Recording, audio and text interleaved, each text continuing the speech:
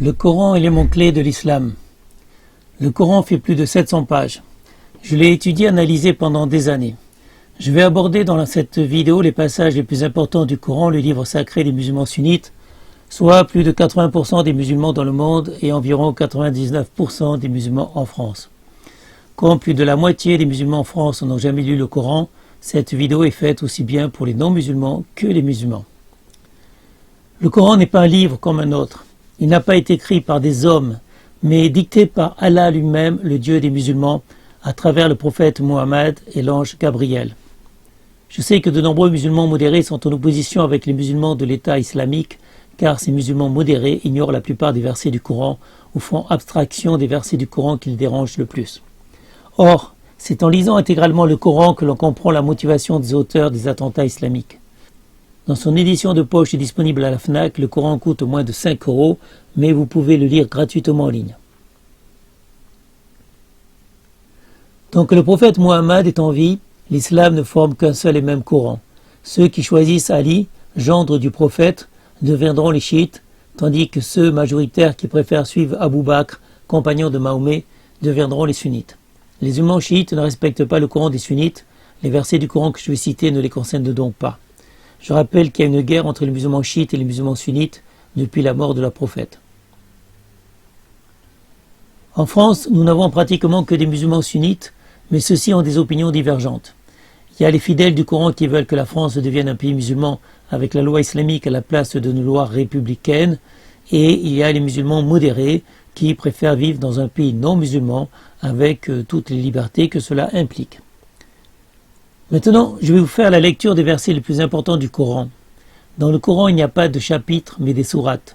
Pour une meilleure compréhension, j'ai organisé des rubriques dans lesquelles j'ai placé les versets qui se rapportent à ces rubriques. Maintenant que vous soyez un bon musulman ou un vilain mécréant, écoutez bien la voix d'Allah, le Tout-Puissant et miséricordieux Dieu des musulmans. Pour désigner le prophète de l'islam, j'utiliserai le nom de Mahomet, de Mohamed ou de Muhammad, alors que son nom complet est Abu al-Qasim Muhammad ibn Abd Allah ibn Abd Muttalib ibn Hashim. C'est compliqué. Pour les musulmans, le Coran est la parole d'Allah descendue du ciel par le biais de l'ange Gabriel au prophète Mohammed. La parole d'Allah étant claire et compréhensible par tous, elle ne doit être ni discutée ni interprétée. Comme ouvrage de référence du Coran, j'utiliserai le Coran en ligne disponible ici, donc coranenligne.com, Coran français. Il existe aussi en arabe. Pour ceux qui ne le savent pas encore, le Coran n'est pas vraiment un livre religieux comme le Nouveau Testament des chrétiens, mais plutôt un livre de loi, une espèce de code civil. D'ailleurs, l'islam est plus un système politique dictatorial plutôt qu'une religion. La loi islamique s'appelle la charia et elle découle des lois du Coran. Pour ceux qui voudraient connaître les derniers jours de Mahomet, je vous conseille de lire l'article suivant écrit par Ella Wardi, qui est professeur de littérature et des civilisations à Tunis. Donc, ça se trouve sur le point, vous avez le lien ici. Pour un musulman, le prophète de l'islam ne peut en aucun cas être un voleur ou un violeur. Pourquoi ? À cause de la sourate 8 Al-Anfal, le butin. Verset 1. Il t'interroge au sujet du butin. Dis, le butin est à Allah et à son messager. Craignez Allah, maintenez la concorde entre vous et obéissez à Allah et à son messager si vous êtes croyants. Donc pour les musulmans, d'après le Coran, le butin est à Allah et à son messager, à son prophète Mohammed. Donc il ne peut y avoir effectivement d'accusation contre le prophète Mohammed, puisque c'est normal qu'il prenne ce qu'il veut, que ce soit lors des pillages de l'argent ou des personnes, par exemple des esclaves, des jeunes femmes. Quand il y a des jeunes femmes qui le plaisent, Mohammed il se servait.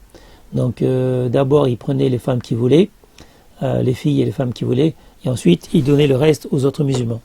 Le butin sourate 8 dit que la priorité va à Allah et à son messager. Allah et son messager ont le droit de prendre ce qu'ils veulent. Les femmes, l'argent, l'or, tout ce qui est pris lors des pillages et lors des guerres de conquête de l'islam pouvait appartenir en tout cas à son prophète Mohammed. Voilà. Les biens des hommes, y compris les femmes, appartiennent à Allah et son messager Mahomet. Par conséquent, tout ce que Mahomet a pris, que ce soit pillant, en volant ou en violant, appartenait déjà à Allah et à son messager. Il ne peut donc y avoir de vol ou de viol dans l'esprit d'un musulman. Le Coran ne doit pas être interprété. Lorsqu'un non-musulman demande à un musulman ce qu'il pense des versets qui disent qu'il faut couper la main des voleurs, battre les femmes que l'on soupçonne d'être infidèles et tuer les mécréants lorsqu'on est en supériorité par rapport à eux, le musulman répond: vous interprétez le Coran littéralement ou il faut lire entre les lignes. Mais si on lit un livre entre les lignes, on n'y voit que du blanc et le livre n'a plus aucun intérêt. Donc il ne faut pas interpréter le Coran. Le Coran, c'est la parole d'Allah. La parole d'Allah est claire. Ceux qui disent qu'il faut interpréter le Coran, ce sont simplement des menteurs. Verset 7. C'est lui qui a fait descendre sur toi le livre. Il s'y trouve des versets sans équivoque qui sont la base du livre et d'autres versets qui peuvent prêter à des interprétations diverses. Les gens donc qui ont au cœur une inclinaison vers l'égarement mettent l'accent sur les versets à équivoque, cherchant la dissension en essayant de leur trouver une interprétation, alors que nul n'en connaît l'interprétation à part Allah. Mais ceux qui sont bien enracinés dans la science disent: nous y croyons, tout est de la part de notre Seigneur, mais seuls les doués d'intelligence en rappellent. Sourate 3, Al-Imran, la famille d'Imran. Donc Allah, le Coran dit, et c'est Allah qui parle, que le livre est clair et il ne faut en aucun cas interpréter le Coran. Aucun cas. Ceux qui veulent interpréter le Coran, c'est ceux qui veulent créer de la dissension. Donc la dissension entre musulmans. C'est pour ça d'ailleurs qu'on a de la dissension entre musulmans, puisqu'il y a les musulmans qui n'interprètent pas le Coran et les musulmans qui interprètent le Coran. Les musulmans qui interprètent le Coran, ils ont tort d'après le Coran, d'après la sourate 3, ils ont tort puisque le Coran ne doit pas être interprété. Le Coran, je rappelle, c'est la parole d'Allah par l'ange Gabriel et donc il faut le prendre comme il est, croire tous les versets qu'il y a dans le Coran sans essayer de les interpréter. Retenez bien la phrase: nul n'en connaît l'interprétation à part Allah. Il faut donc lire le Coran sans chercher à en interpréter les phrases. Soit la phrase a un sens et vous devez la comprendre telle qu'elle, soit la phrase n'a aucun sens et vous devez l'ignorer sans chercher à en deviner le sens. Sourate 46 Al-Aqfa, verset 7. Et quand on leur récite nos versets bien clairs, ceux qui ont mécru disent à propos de la vérité une fois venus à eux, c'est de la magie manifeste. Donc il existe plusieurs versets dans le Coran qui interdisent l'interprétation et qui affirment que les versets du Coran sont clairs et qu'un musulman ne doit pas en prendre une partie et en ignorer le reste. Donc le Coran, c'est un livre intégral qui est la parole d'Allah descendue sur terre et ce n'est pas bien, c'est vraiment une très mauvaise chose de prendre qu'une partie du Coran et en ignorer le reste. Si vous êtes un vrai croyant, mes amis, si vous êtes un vrai musulman, vous ne pouvez pas mettre de côté certains versets du Coran. Vous devez prendre tout le Coran tel qu'il est. On ne peut pas écarter une partie de la parole d'Allah. Tout le Coran, c'est la parole d'Allah et vous devez le prendre tel quel. Est-ce qu'Allah se trompe? Est-ce que Dieu, le Tout-Puissant Allah, peut se tromper? Non. Allah est parfait. Le Dieu des croyants, le Dieu des musulmans est parfait. Il ne peut en aucun cas se tromper. Donc le Coran, qui est l'œuvre d'Allah, est en tout point parfait. Et il ne peut y avoir d'erreur dans un verset du Coran. Donc ceux qui pensent qu'un verset du Coran doit être écarté, ce sont évidemment des menteurs, ce sont des non-musulmans, ce sont des incroyants, ce sont des infidèles, ce sont des mécréants. Et en aucun cas, il faut les écouter. Ceux qui pensent, les vrais musulmans, qui pensent que le croyant doit être cru et pris tel qu'il est, tous les versets du Coran, parce que c'est la parole d'Allah, eux sont les vrais croyants. Sourate 2, verset 85. Quoique ainsi engagés, voilà que vous entretuez, que vous expulsiez de leur maison une partie d'entre vous, contre qui vous prêtez main forte par péché et agression. Mais quelle contradiction! Si vos corélégionnaires vous viennent captifs, vous les rançonnez alors qu'il vous était interdit de les expulser de chez eux. Croyez-vous donc en une partie du livre et rejetez-vous le reste? Ceux d'entre vous qui agissent de la sorte ne méritent que l'ignominie dans cette vie et au jour de la résurrection, ils seront refoulés au plus dur châtiment.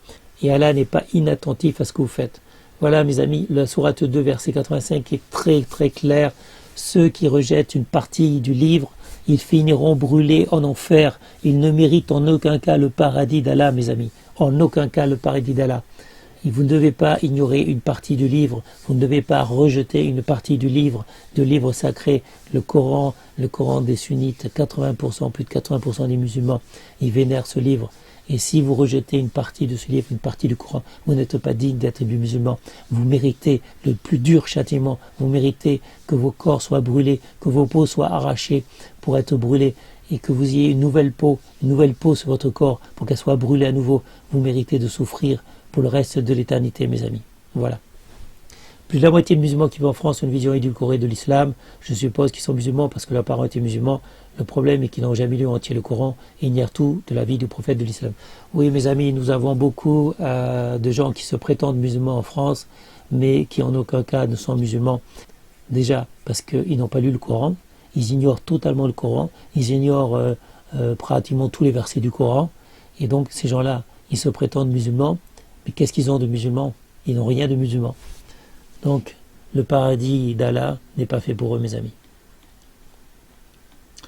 Bon, les appels au meurtre dans le Coran, ça c'est un des chapitres importants du Coran. C'est dissimulé dans plusieurs sourates. Je rappelle que le Coran n'est pas un livre qui a été écrit, le Coran est récité parce que le prophète Mohammed ne savait ni lire ni écrire.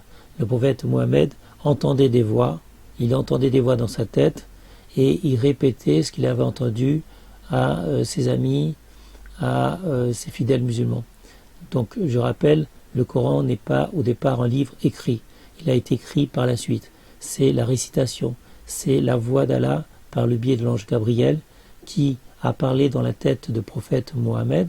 Donc le prophète Mohammed a entendu des voix, il a répété ce qu'il a entendu, et c'est pour ça que quand ils ont essayé de mettre en forme le Coran, donc en forme en livre, quand ils ont essayé de mettre en livre le Coran, ils ont eu beaucoup de problèmes parce que c'était épars, même si Aïcha avait fait écrire en tout cas pas mal de notes, pas mal de versets, il a fallu un travail assez incroyable pour mettre bout à bout l'ensemble de ces versets éparses et en faire un livre, et malheureusement ça n'a pas été mis dans l'ordre. Donc j'ai essayé moi de vous remettre en tout cas dans des rubriques les versets les plus importants. Donc là ça fait partie du Coran, c'est les versets qui appellent au meurtre dans le Coran. Donc sourate 2 Al-Baqarah, la vache. Al-Baqarah, donc vous avez le nom en arabe, le mot en arabe et le mot en français ensuite. Donc verset 190, combattez-les dans le sentier d'Allah, ceux qui vous combattent, et ne transgressez pas. Donc là, c'est assez clair, il faut combattre dans le sentier d'Allah. Le sentier d'Allah, c'est le sentier de la guerre. 191, et tuez-les où que vous les rencontriez. Tuez-les donc, telle est la rétribution des mécréants. Je rappelle que les mécréants, c'est tous les non-musulmans. Les mécréants, c'est à la fois les ex-musulmans, c'est-à-dire les apostats, c'est les gens qui ne croient en aucun Dieu, mais c'est aussi les chrétiens, les juifs et tous ceux qui ne sont pas croyants, qui ne sont pas musulmans. À l'époque du Coran, on n'avait pas connaissance des bouddhistes, des hindouistes, et on croyait qu'il n'y avait que les chrétiens et les juifs à l'époque. Donc c'est pour ça que le Coran ne parle que des chrétiens et des juifs. Mais effectivement, les mécréants, c'est tous ceux qui ne croient pas à l'islam. Les mécréants, les koufars, c'est tous ceux qui ne croient pas en l'islam. Et ça comprend aussi les ex-musulmans. D'ailleurs, ex-musulmans qui devraient être tués parce que ça fait partie de l'islam. On ne peut laisser en vie des musulmans qui ont décidé de renoncer à leur foi. 193, et combattez-les jusqu'à n'y ait plus d'association et que la religion soit entièrement Allah seule. La parole du Coran est très claire. La religion ne doit appartenir qu'à Allah seul, qu'à l'islam, et il ne peut y avoir que l'islam sur terre. Aucune autre religion n'a le droit d'exister en dehors de l'islam. Donc là c'est clair, aucune association ne peut être permise. On ne peut pas s'associer avec les juifs ou les chrétiens, ou alors dans certains cas momentanément, quand les chrétiens et les juifs sont plus forts que les musulmans, à ce moment-là, il y a possibilité de faire un pacte. Ce pacte, c'est momentané et il n'a aucune valeur, puisque dès que les musulmans sont en état de supériorité, ils ont le droit de se débarrasser des chrétiens et des juifs. Donc les associations sont normalement interdites, peuvent être tolérées dans le cas où il y aurait une infériorité des musulmans par rapport, par exemple, aux chrétiens ou aux juifs. Mais c'est une association de circonstances qui ne peut être valable. Donc l'association est plus grave que le meurtre, c'est ce que je disais, s'associer avec des chrétiens ou des musulmans ou avec n'importe qui ne soit pas musulman est très grave. On n'a pas le droit d'être ami avec des non-musulmans. Être ami avec des mécréants, avec des koufars, c'est un délit, c'est un crime, c'est pire que le meurtre. Vous avez le droit de tuer éventuellement, mais vous n'avez surtout pas le droit de vous associer à un non-musulman, mes amis musulmans. Vous qui êtes amis avec des non-musulmans, ben c'est un péché grave, c'est beaucoup plus grave que le meurtre. Sourate 4, An-Nisa, les femmes. 56. Certes, ceux qui ne croient pas nous verser le Coran, nous les brûlerons bientôt dans le feu. Chaque fois que leurs peaux auront été consumées, nous leur en donnerons d'autres peaux en échange, afin qu'ils goûtent au châtiment. Et oui, Allah est certes puissant et sage, Allah et aime faire souffrir tous ceux qui n'ont pas cru au Coran. Donc il y a une punition qui est juste, qui est à la hauteur du péché immense qui est ne pas croire à l'islam, qui est ne pas croire au Coran. Ceux qui ne croient pas au Coran, ceux qui ne croient pas à l'islam, ils auront une punition qui sera à la hauteur de leurs méfaits. 84. Combat donc dans le sentier d'Allah, tu n'es responsable que de toi-même, et incite les croyants au combat. Allah arrêtera certes la violence des mécréants. Oui, les mécréants sont violents, les mécréants ne méritent pas de vivre, il faut les combattre dans le sentier d'Allah, c'est-à-dire dans la guerre sainte pour Allah, et donc on arrivera à arrêter la violence des mécréants, on arrivera à faire en sorte qu'il n'y ait que l'islam qui règne. Ils aimeraient vous voir mécréants comme ils ont mécru. Oui, ceux qui sont mécréants, ceux qui ne croient pas en l'islam, ils aimeraient que vous deveniez comme eux. Vous ne devez pas. Vous ne devez pas céder, musulmans, à tous ces incroyants, tous ces mécréants, tous ces koufars qui veulent que vous deveniez comme eux. Voilà, si vous voulez le paradis d'Allah, si vous voulez les jardins sous lesquels coulent des ruisseaux d'eau et de vin, si vous voulez les jolies femmes, à ce moment-là, le paradis d'Allah, ça se mérite. À ce moment-là, il faut vous débarrasser de tous ces mécréants. S'ils tournent le dos, saisissez-les alors et tuez-les où que vous les trouviez. Profitez qu'ils tournent le dos, profitez que tous ces mécréants tournent le dos, et à ce moment-là, frappez-les où qu'ils soient, mes amis, parce que le Coran le dit, le verset 89 le dit, il faut se débarrasser des mécréants et utiliser toutes les ruses, toutes les faiblesses de votre ennemi. S'ils tournent le dos, profitez-en, mes amis, tuez-les dans le dos. Voilà. Verset 95. Ne sont pas égaux ceux des croyants qui restent chez eux, sauf s'ils ont quelques infirmités. Donc, les gens qui n'ont pas la possibilité physique de se battre, on leur pardonne.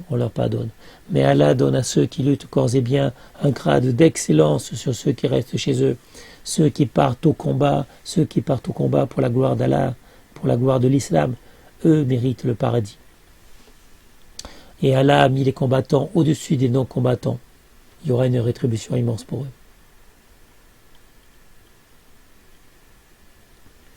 Les mécréants aimeraient vous voir négliger vos armes. Et oui, les mécréants aimeraient que vous vous occupez pas de vos armes, que vous arrivez désarmés. Mais le message est clair. Le verset 102 le dit.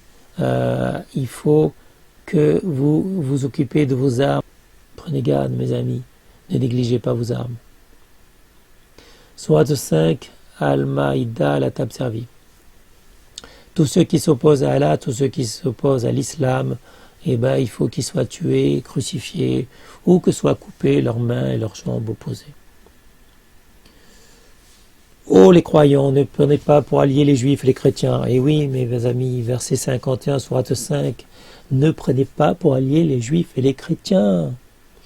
Oui, alors si à l'époque du Coran on connaissait les bouddhistes, les hindouistes, toutes les religions qu'il y a actuellement dans le monde, à ce moment-là on aurait sûrement parlé d'autres religions que les juifs et les chrétiens. Mais bon, la connaissance de l'époque était un peu limitée. Donc le prophète Mohammed et son Dieu Allah ciblaient uniquement les juifs et les chrétiens. À l'époque, le prophète Mohammed et son Dieu Allah ne connaissaient pas le fait qu'il y avait des religions, d'autres religions, et donc ils ciblaient uniquement les chrétiens et les juifs.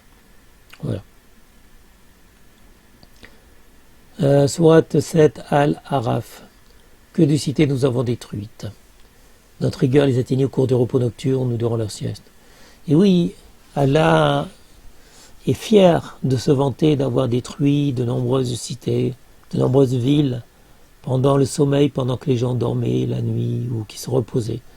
Donc c'est une grande fierté pour Allah de dire qu'ils ont détruit des populations pendant que ceux-ci dormaient. C'est comme quand on dit de les tuer pendant qu'ils tournent le dos. Voilà. Il n'y a pas de honte, mes amis. Il n'y a pas de honte à attaquer pendant que votre ennemi tourne le dos ou pendant qu'il dort. Sourate 8, Al-Anfal, le butin. Le butin, c'est un sujet très important pour le Coran, puisque l'islam s'est développé grâce à ça.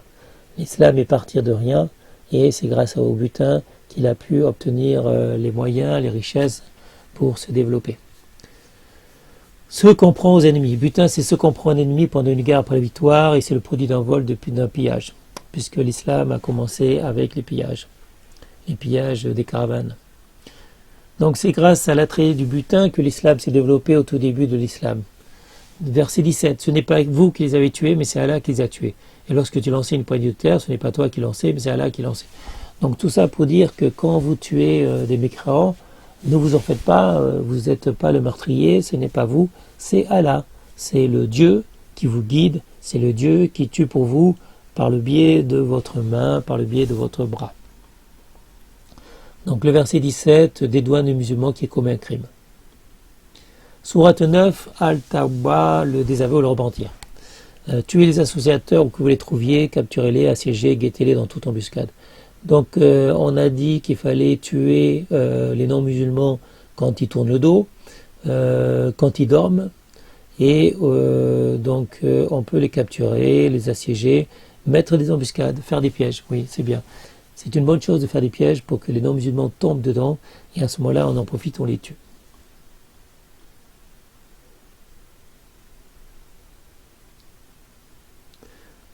Combattez ceux qui ne croient ni en Allah ni au jour dernier, jusqu'à ce qu'ils fassent la décapitation par la propre main après s'être humiliés. Donc, ceux qui ne croient pas en Allah, ceux qui ne croient pas à l'islam, on peut les combattre, on peut les tuer, on peut les obliger aussi à payer une taxe. La taxe qui va dans les mains des musulmans, donc c'est un impôt, c'est une taxe, et ça s'appelle une capitation, mais il faut qu'ils s'humilient d'abord. Donc il faut qu'ils se mettent à genoux, il faut qu'ils soient humiliés, on a le droit d'en faire des esclaves et de les faire payer un tribut. Sourate 25, Al-Furqan, le discernement. N'obédons pas qu'aux infidèles, et ceux-ci avec le Coran luttent contre eux vigoureusement.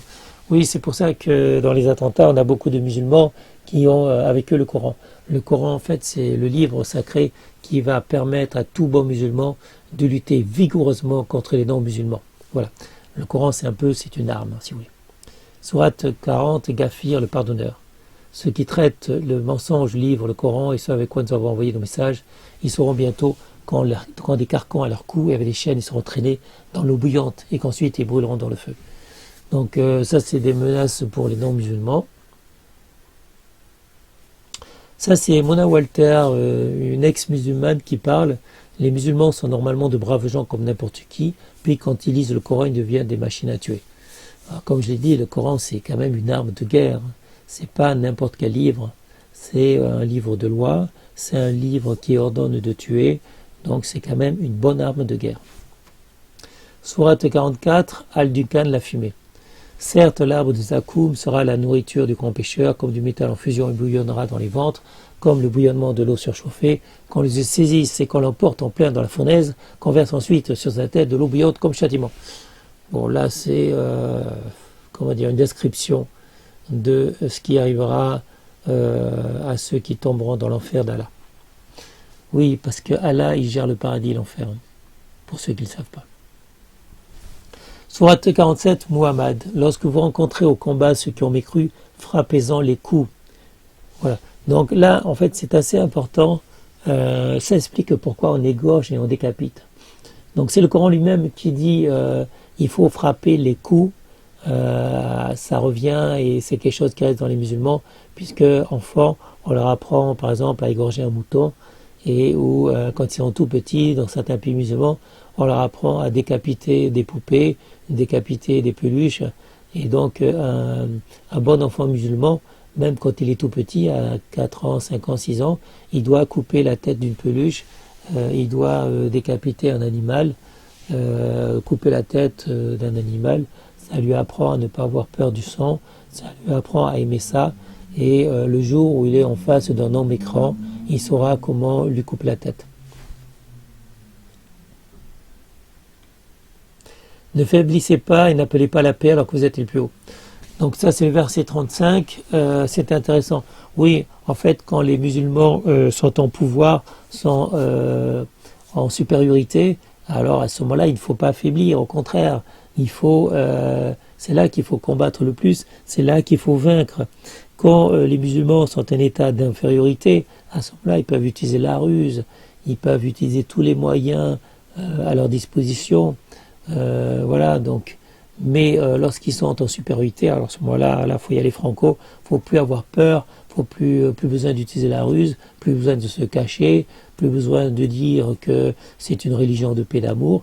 À ce moment-là, nos amis musulmans peuvent y aller de bon cœur. Sourate 48, Al-Fat, la victoire éclatante. À Allah appartiennent les armées des cieux et de la terre, et Allah est puissant et sage. Donc les armées des cieux et de la terre appartiennent à Allah seul. Dis à ceux des Bédouins qui restaient en arrière, vous serez bientôt appelés contre les gens d'une force redoutable, vous les combattrez à moins qu'ils n'embrassent l'islam. Donc les Bédouins n'étaient pas connus pour leur courage. Donc du temps du prophète Mohammed, il fallait un peu pousser les Bédouins, et le prophète Mohammed a perdu certaines guerres à cause des Bédouins qui, voyant un ennemi trop puissant, un ennemi trop nombreux, il refusait d'aller au combat. Donc effectivement, dans sa grande sagesse, Allah a écrit ce genre de verset pour dire que ce n'est pas bien de la part des Bédouins d'être lâches et de refuser le combat contre les mécréants quand ils ont peur de perdre, parce que Allah peut insuffler la victoire, peut aider les musulmans à gagner même quand les ennemis sont plus nombreux qu'eux. Sourate 58, Al-Mujadala, la discussion. Ceux qui s'opposent à Allah et son messager seront culbutés, comme furent culbutés leurs devanciers. Bon, tomber à la renverse, voilà, donc culbuter, c'est un peu spécial comme mot. Sourate 81, Al-Takwir, l'obscurcissement. Et qu'on demandera à la fillette enterrée vivante pour quel péché elle a été tuée. Bon, effectivement, il y a des versets un peu bizarres dans le Coran. Je pense que lorsqu'on ne comprend pas un verset, on ne cherche pas à l'interpréter. Bon, effectivement, moi je sais qu'à l'époque, on enterrait, dans le monde arabe, on enterrait les fillettes vivantes. Pour quel péché elle a été tuée? Bon, il y a la lapidation qui existait déjà avant le prophète Mohammed et qui est autorisée donc par l'islam. La lapidation qui consiste normalement à enterrer quelqu'un vivant, mais avec la tête qui dépasse, et on le balance des pierres, ni trop grosses, ni trop petites. Il faut que les pierres fassent mal, il faut que le supplice dure longtemps. Donc si vous lancez des grosses pièces, la personne va mourir trop vite. Si vous lancez des petites pierres, la personne ne va peut-être pas souffrir, et en tout cas elle ne sera pas tuée. Donc il faut choisir la taille des pierres, la taille d'un point généralement, pour que ça fasse bien mal. Et par contre, enterrer vivant, ça se faisait aussi. Enterrer vivant, en fait, il y avait... à l'époque, en fait, les temps étaient durs pour les jeunes femmes, enfin pour les filles, les fillettes. Et soit elles se faisaient violer, marier, soit elles se faisaient tuer. Donc ça se passait comme ça à l'époque. Et parfois, effectivement, ils enterraient des fillettes vivantes. Bon, je ne resterai pas trop longtemps sur ce passage. Et ceci, le Coran n'est point la parole d'un diable banni. Donc ça, c'est toujours la sourate 81, le verset 25, qui dit « Attention, mes amis, le Coran n'est pas l'œuvre d'un diable banni. » Bien sûr, on pourrait penser qu'avec tous les versets qu'il y a, le Coran serait l'œuvre du diable et non pas l'œuvre du démon et non pas l'œuvre de Dieu. Donc on peut penser à un Dieu malfaisant, plutôt un démon. Il existe dans la mythologie en fait chrétienne et juive les anges bannis, donc ceux qui étaient auprès de Dieu et qui ont été chassés du paradis et donc qui sont retrouvés en enfer. Et donc le Coran a cru bon de dire que attention, vous qui pensez que ce livre est l'ouvrage d'un démon, eh bien ce n'est pas le cas. Voilà. Donc c'est vrai que s'il n'y avait pas cette phrase-là, certaines personnes auraient pu croire que le Coran était l'œuvre de Lucifer, Lucifer lui-même. Et heureusement qu'il y a ce verset pour nous dire que non, c'est pas l'œuvre de Lucifer, c'est bien l'œuvre de Dieu et non pas d'un diable. Voilà, parce que la description d'Allah dans le Coran ressemble à Lucifer, le gardien d'enfer. Donc heureusement qu'il y a ce verset 25 qui permet de lever le doute et qui dit non, ce n'est pas l'œuvre de Lucifer, ce n'est pas l'œuvre d'un diable. Voilà. Donc heureusement qu'il y a ce verset-là, sinon on aurait pu y croire. Sourate 111, Al-Masad, les fibres. Donc ça, c'est une sourate personnelle, puisque ça concerne l'oncle et la tante du prophète Mohammed lui-même. Que périssent les deux mains d'Abu Lahab et que lui-même périsse. Sa fortune ne lui sert à rien, ni ceux à qui il l'a acquis. Il sera boulé dans un feu plein de femmes, de même sa femme la porteuse de bois, à son cou une corde de fibres. Donc Abu Lahab, c'est un des oncles de Mohammed, et son épouse sont considérés comme les pires ennemis de Mohammed, et donc de l'islam. Ils ont donc mérité un des derniers versets du Coran. Il s'agit d'une sourate très personnelle, car elle ne vise que l'oncle et la tante de Mahomet. Donc ça, c'est un petit verset qui est vers la fin du Coran, c'est la sourate 111, et donc c'est un verset qui s'applique uniquement aux oncles, à l'oncle et à la tante de Mohammed, qui, faut dire le crime, puisque ceux qui ne savent pas, ceux qui ne sont pas au courant, parce qu'il y en a certains qui ne sont pas au courant, qu'a fait ce pauvre oncle? Eh bien, sur un marché, il a traité de Mohammed de fou, carrément devant les gens. Donc Mohammed, à cette époque, il avait du mal à trouver des fidèles. Il avait qu'une poignée de fidèles, un peu moins de 10 personnes. Moins de 10 personnes le suivaient, et il avait beaucoup du mal. Donc les butins n'avaient pas commencé encore. Il essayait de piller des caravanes, mais ce n'était pas encore ça. Donc il avait échoué. Les premières tentatives, 7 ou 8 premières tentatives de pillage avaient échoué. Et donc le fait que son oncle, l'un de ses oncles, le traite de fou devant tout le monde, ça l'a beaucoup vexé. Mohammed s'est senti très vexé, et c'est pour ça qu'Allah lui-même s'est fendu d'écrire un verset qu'il a mis dans le Coran pour dire oui, ce qu'a fait Abu Lahab, c'est pas bien, il faut qu'il périsse dans le feu de l'enfer, et que même sa femme, celle qui porte du bois, la pauvre femme, elle périsse, qu'on lui mette une corde de fibres, qu'on l'étrangle, etc. En fait, Mohammed, le prophète de l'islam, avait une haine féroce contre son oncle et sa tante. D'où qu'il y ait une sourate exprès qui le concerne. La condition dans les femmes dans le Coran. Oui, les femmes, effectivement, c'est un sujet intéressant. Puisque, en fait, Allah n'est sans doute sûrement pas une femme, puisque on sait que le paradis d'Allah est constitué presque uniquement d'hommes, et que l'enfer d'Allah est constitué presque uniquement de femmes. Donc, si vous êtes une femme, vous avez toutes les chances d'aller en enfer, et peu de chances d'aller dans le paradis. Donc la condition dans les femmes dans le Coran est très dure, on va dire.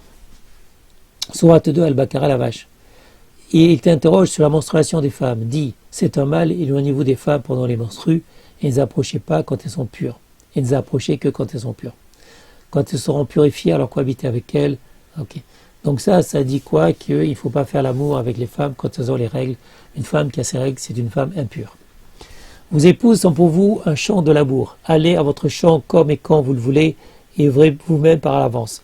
Dans le verset 223, dit qu'on peut labourer nos femmes comme et quand on le veut, sauf si elles ont les règles et pas dans l'anus.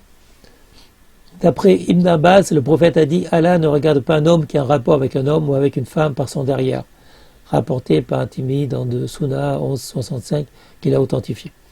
Donc ça signifie qu'un musulman ne doit pas sodomiser une femme. Donc il ne peut pas y avoir d'amour entre deux hommes, pas de sexe entre deux hommes, et on ne peut pas sodomiser une femme. Sourate 4, An-Nisa, les femmes. Et si vous craignez de n'être pas juste envers les orphelins, il est permis d'épouser 2, 3 ou 4 parmi les femmes qui vous plaisent, mais si vous craignez de ne pas être injuste avec celle-ci, alors une seule ou des esclaves que vous possédez. Donc dans le verset 3 de la sourate 4, il est dit que les musulmans peuvent avoir jusqu'à 4 femmes et ou des esclaves. Mahomet lui-même a eu 15 femmes et de nombreuses esclaves sexuelles, dont la juive de Kébar, qu'il aurait empoisonnée afin de venger sa famille, que Mahomet avait fait tuer afin de la posséder. Donc le prophète Mahomet était une exception parce que Allah l'a autorisé à avoir autant de femmes qu'il voulait et aussi autant d'esclaves qu'il voulait. Un bon musulman, un musulman normal, ne peut pas avoir plus de 4 femmes, par contre il a le droit d'avoir des esclaves. Que la crainte saisisse ceux qui laisseraient après eux une descendance faible et qui seraient inquiets à leur sujet, qui redoutent donc Allah. Donc la descendance c'est important. Pourquoi l'islam demande d'avoir plusieurs femmes et plusieurs esclaves? C'est pour avoir de nombreux enfants. Tout enfant qui naît de la conception faite par un musulman, que ce soit de gré ou de force, est forcément musulman. Donc tout enfant qui naît parce que le père était musulman est forcément musulman. Donc il suffit que la femme soit musulmane, la mère soit musulmane pour que l'enfant soit musulman, mais il suffit aussi que l'homme soit musulman pour que l'enfant soit musulman. Donc tous les enfants nés de la conception d'un ou de 2 musulmans sont forcément musulmans. Même une femme violée par un musulman, les enfants sont toujours musulmans. Donc ceci étant bien sûr afin d'imposer l'islam au nombre de fidèles. En fait, il fallait imposer à l'époque, c'était important, qu'il y ait le plus de musulmans possible, et c'est toujours important actuellement. Donc les musulmans doivent avoir beaucoup d'enfants pour imposer l'islam, parce que l'islam s'impose par la force. L'islam peut s'imposer par les armes. Quand on n'a pas beaucoup d'armes, quand les ennemis sont supérieurs en armement, à ce moment-là, il faut avoir le plus possible d'effectifs, et c'est pour ça qu'il faut avoir le plus possible d'enfants. Voici ce qu'Allah vous enjoint au sujet de vos enfants, aux fils, une part équivalente. Bon, ça, il explique qu'il faut donner moins aux héritiers femelles qu'aux mâles. Donc le verset 11.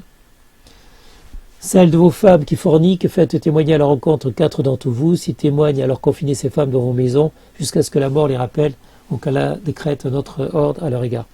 Donc si une femme trompe son mari, par exemple, si elle fait l'amour en dehors des règles de l'islam, à ce moment-là, on a les droits de les emprisonner, de les battre et éventuellement de les tuer. Donc on peut séquestrer ces femmes jusqu'à leur mort. Ceux d'entre vous qui ont commis la fornication, sévissez contre eux. Donc on a le droit d'appliquer des sévices aux femmes qui ont commis le péché de la fornication. Le Coran ne précise pas quel service. Donc libre à vous, mes amis musulmans, de faire ce que vous voulez avec vos femmes ou esclaves. Le verset 18 précise qu'il n'y a pas d'absolution pour les mécréants, ni pour ceux qui se repentent trop tard. Un musulman a le droit de remplacer une épouse par une autre, cela s'appelle la répudiation. C'est quand même plus facile pour les hommes musulmans de se débarrasser d'une femme qui ne leur plaît plus que pour les non-musulmans qui sont obligés d'engager une procédure de divorce. Donc oui, les musulmans ont des facilités pour changer de femme. Donc c'est vrai qu'ils sont limités à 4 femmes et ils peuvent avoir des esclaves. Mais ça paraît difficile dans certains pays actuellement. Donc si une femme ne leur plaît plus ou si elle ne peut pas leur donner des enfants, à ce moment-là, vous avez le droit de la faire partir pour en prendre une plus jeune qui vous donnera plus de plaisir et qui vous procurera des enfants. Donc il y a encore une règle de droit, donc le verset 22, qui concerne les épouses, mais ça n'a pas empêché le prophète de l'islam Mohammed d'épouser Zainab, la femme de son fils adoptif Zaïd. Donc Mohammed a épousé 15 femmes, dont la petite Aïcha bin Abu Bakr. Donc Aïcha bin Abu Bakr, elle était, je ne sais plus quel âge elle avait, 6 ou 8 ans, quand Mohammed l'a épousée. L'âge de consommation du mariage avec Aïcha est minimum estimé à 9 ans. Donc même si le prophète Mohammed a épousé Aïcha quand elle était jeune, quand elle était encore une petite fillette, il paraît qu'il a attendu qu'elle ait 9 ans pour consommer le mariage. Donc c'était 6 ans, oui, 6 ans. Donc Mohammed a épousé Aïcha quand la petite fille avait 6 ans, la fillette avait 6 ans, et il s'est contenté de jouer avec elle. Il a attendu pour la pénétrer qu'elle ait l'âge de 9 ans. Donc c'est à l'âge de 9 ans qu'Aïcha a eu 9 ans qu'il a pu pénétrer physiquement le vagin de la petite fille. Donc encore des règles de droit. Comme j'ai dit, en fait, le Coran, c'est un livre de droit. Encore quelques règles sur les femmes que musulmans ont le droit d'épouser. Et parmi les femmes, les dames qui ont un mari, sauf si elles sont vos esclaves en toute propriété. Donc, effectivement, le verset 24 dit qu'un musulman a le droit d'épouser une esclave, même si elle a déjà un mari. Comme quoi, le Coran n'a rien à faire de la vie des non-musulmans. Donc, en fait, on respecte, un musulman doit respecter un autre musulman, mais si, par exemple, une femme vous plaît, vous êtes musulman, une femme vous plaît, elle a déjà un mari, mais son mari, c'est un juif, c'est un catholique, c'est un bouddhiste, c'est pas un musulman. C'est pas un musulman le mari. Alors vous n'en avez rien à foutre, vous n'en avez rien à faire. Si le mari n'est pas musulman, vous avez le droit de lui prendre sa femme. Voilà. Pas de problème, mes amis. Le mari n'est pas musulman, faites ce que vous voulez. Vous pouvez lui prendre sa femme. Verset 25. Oui, on remarque que dans le Coran, on ne demande jamais l'avis de la femme avant de l'épouser. Hein. C'est toujours le musulman qui décide, jamais la femme, qu'elle soit musulmane ou non. Le verset 34 dit clairement que les hommes ont autorité sur les femmes et qu'ils peuvent les frapper. Donc le verset 34, les hommes ont autorité sur les femmes en raison des favakala, enfin bref. Pendant l'absence de leur époux, si vous craignez la désobéissance, même si vous n'êtes pas sûr, si vous craignez qu'elle soit désobéissante, donc éloignez-vous d'elle, frappez-les pour qu'elle vous obéisse. C'est à vous de montrer qui c'est l'homme, qui c'est le musulman, c'est qui le musulman, c'est qui le musulman, c'est moi le musulman. Toi tu es une femme, donc je te frappe. Voilà. Donc si vous aimez frapper vos femmes, évidemment, l'islam c'est fait pour vous. Le verset 43 dit qu'un musulman ne doit pas faire la prière, la salat, s'il revient de se torcher le cul ou s'il a touché une femme. Donc en fait la femme c'est un peu comme le caca, hein, pour le Coran c'est sale. La femme c'est sale, c'est pas pur. Faut bien vous laver les mains. Si vous avez touché une femme, il faut bien vous laver les mains. D'ailleurs, les animaux impurs dans l'islam sont le cochon, le chien et la femme. Surtout si elle a ses règles. Dans l'islam, la femme est très inférieure à l'homme. Le verset 6 de la sourate 23 affirme qu'on ne peut blâmer les musulmans qui ont des rapports avec leurs esclaves. Donc l'esclavagisme n'a jamais été aboli en islam. Hein. Il y a toujours des pays musulmans qui pratiquent. Donc il y a juste eu une pression des Occidentaux sur beaucoup de pays musulmans pour qu'ils arrêtent de faire le commerce de l'esclavage. Donc le verset 31 semble être l'origine des horribles vêtements que portent les femmes musulmanes, ceci afin de cacher les yeux concupiscents des musulmans, leur atout féminin. Oui, pour la petite histoire, il paraît que Aïcha aurait trompé Mohamed, ça on n'a pas trop le droit de le dire. Aïcha aurait trompé Mohamed avec un autre musulman, et donc on a demandé aux femmes en fait de cacher leur atout, de cacher leur forme, c'est-à-dire leur poitrine, leurs fesses, de cacher toute forme qui pourrait donner envie aux personnes, aux hommes en fait, d'avoir envie de faire l'amour avec les femmes. Ceci serait dû à ça que les hommes ne peuvent pas se retenir, et le prophète Mohammed voulait protéger aussi ses femmes, ses esclaves, les autres musulmans. Dans le Coran, il n'y a pas d'amour entre les êtres humains. Ce sont les hommes musulmans qui décident qui doivent se marier avec qui. Seul le plaisir des hommes et la reproduction comptent. La femme est réduite à l'état d'objet sexuel pour les hommes, ainsi qu'au rôle de mère porteuse.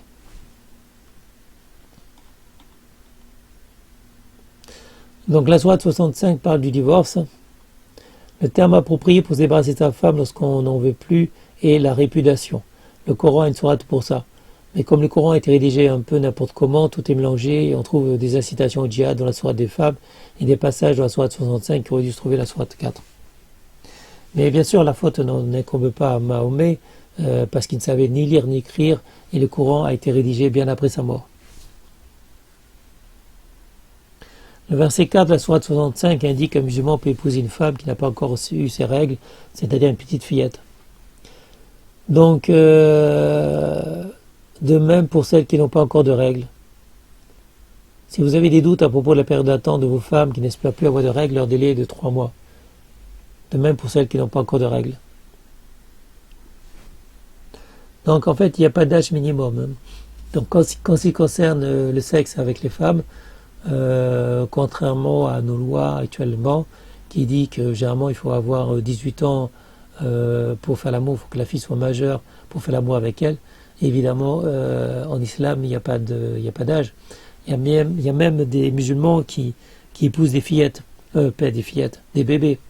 Donc des fillettes, c'est courant, 6-8 ans, c'est courant puisque Mahomet, il avait épousé Aïcha à l'âge de 6 ans, quand elle avait 6 ans, la petite. Lui, il en avait 60 et quelques, je ne sais plus. Et donc en fait, effectivement, épouser une fillette à l'âge de 6 ans, c'est possible. Il y en a même qui épousent des bébés. Donc il y a des musulmans qui épousent des bébés ou qui veulent coucher avec des bébés. Le paradis. Donc la sourate 4, oui, le paradis, il existe un peu dans toutes les sourates. Donc il faut rentrer dans le jardin. Donc en fait, je vais vous résumer ça. Donc c'est à peu près toujours la même chose.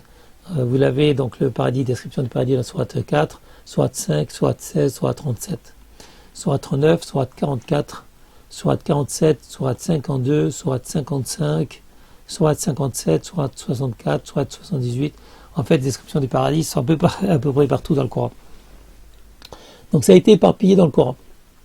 Mais ça diffère un peu. C'est-à-dire que, comme je l'ai dit, le Coran n'est pas un livre, à la base c'est pas un livre, c'est récité, c'est la parole en fait.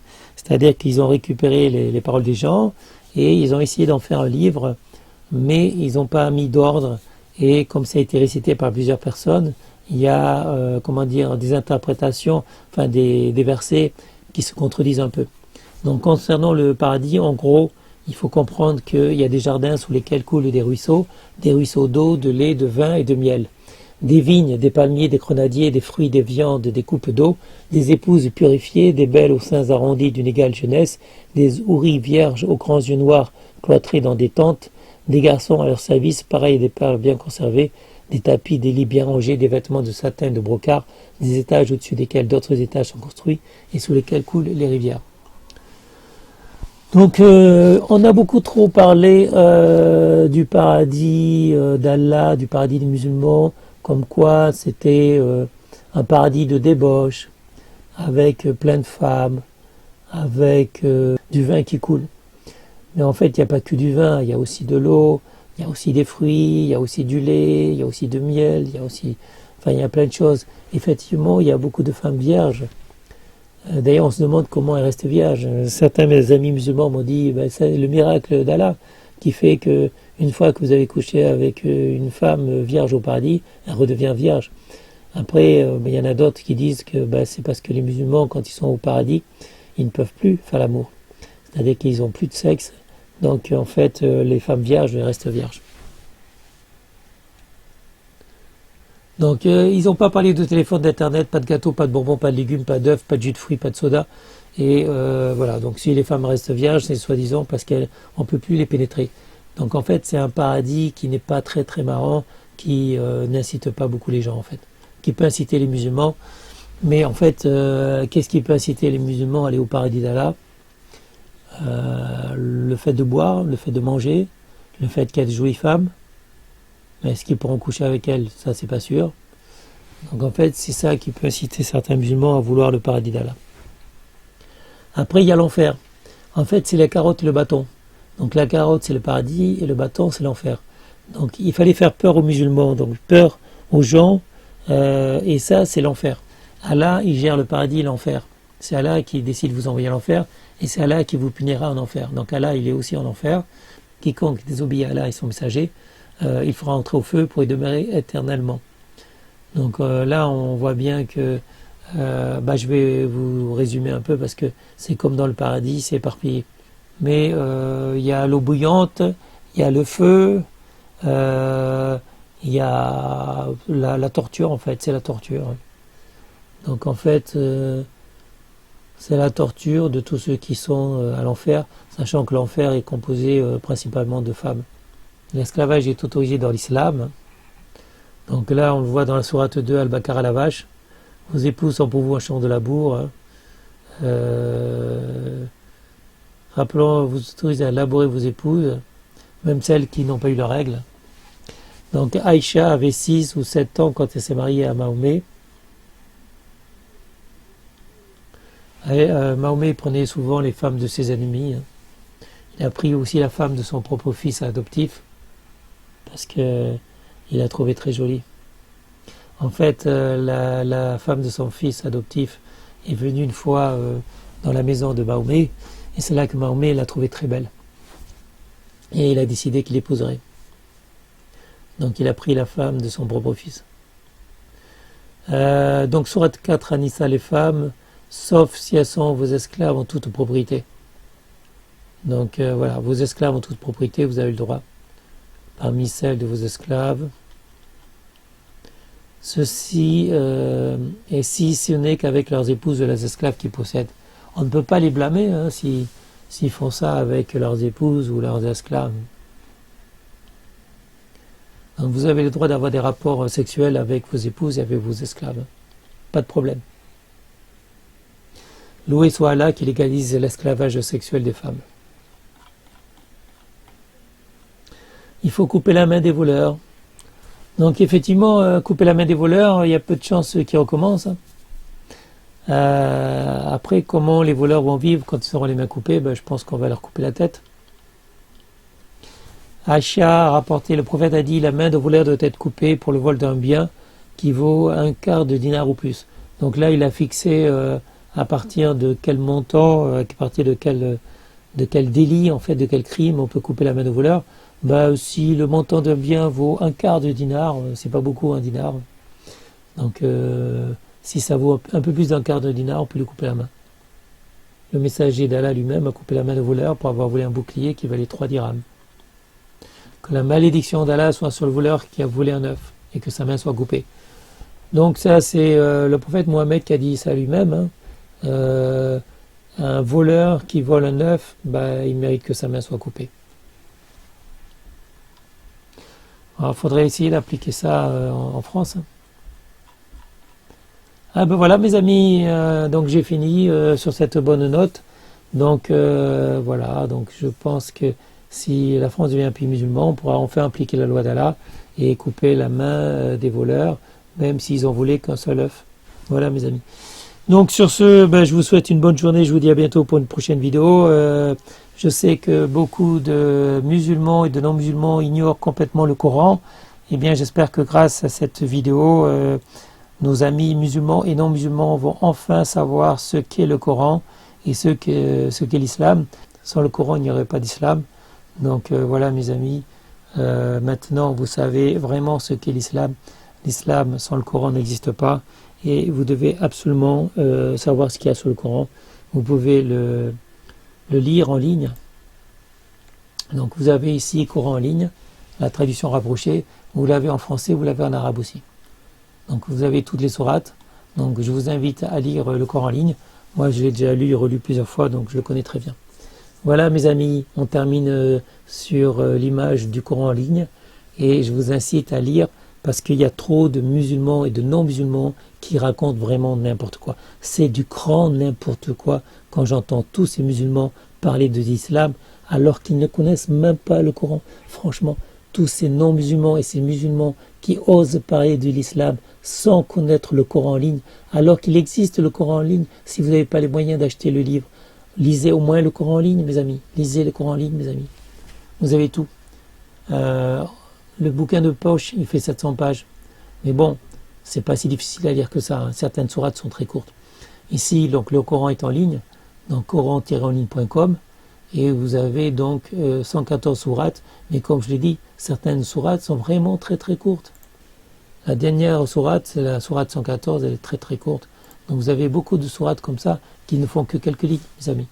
Donc je vous invite à tous à lire le Coran, que vous soyez musulmans ou non musulmans, ça vous évitera de dire beaucoup de bêtises, parce qu'il y a tellement de bêtises, tellement de conneries, j'entends tellement de conneries, tellement de bêtises par des musulmans ou par des non-musulmans qui prétendent connaître l'islam, alors qu'ils ignorent totalement le Coran. C'est aberrant. Comment peut-on parler de l'islam sans connaître le Coran, mes amis? Comment? Je sais que pour être musulman, il suffit de réciter une phrase. Vous récitez juste une phrase et vous êtes musulman. Mais ça ne fait pas de vous un musulman. C'est pas parce que vous dites une phrase que vous devenez musulman, que vous devenez un vrai musulman, mes amis. Il faut connaître le Coran. Beaucoup de gens ont appris le Coran par cœur. Et certains d'entre vous se prétendent musulmans sans avoir lu le Coran, sans connaître le Coran par cœur. Vous n'êtes pas de bons musulmans, mes amis. Vous devez connaître le Coran. Parce qu'après, vous allez raconter n'importe quoi. Vous allez vraiment raconter n'importe quoi, vous allez raconter de la merde. Il faut d'abord lire le Coran. Le Coran, c'est l'islam. L'islam sans le Coran, c'est pas l'islam. Donc lisez le Coran, mes amis. Voilà. Le Coran est un livre de droit. Moi, j'ai fait du droit et je peux vous dire que le Coran est un livre de droit. Il y a des règles. Il y a des règles du début à la fin. Il y a des règles. Il faut suivre les règles, mes amis. Le Coran, c'est un livre de droit, c'est un livre de loi, c'est un livre de règles. Ces règles s'appliquent à tout musulman. Si vous prétendez être musulman, vous ne pouvez pas ignorer le Coran, tout simplement. Voilà, mes amis, sur ce, je vous dis à bientôt pour une prochaine vidéo. Ciao, ciao, mes amis. Bye.